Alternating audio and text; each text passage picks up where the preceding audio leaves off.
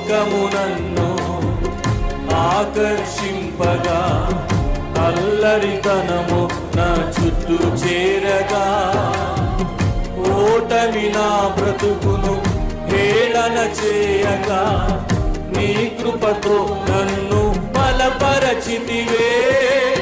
ఇంతగా నన్ను హెచ్చించుటకు ఏ పాటి వాడను యేసయ్యా. ఇంతగా నన్ను హెచ్చించుటకు ఏ పాటి వాడను యేసయ్యా. నీ కృపకు ఎల్లప్పుడు కృతజ్ఞుడను, నీ కృపకు ఎల్లప్పుడు కృతజ్ఞుడను. పాడదాం. కృపయే కృపయే నేనేమై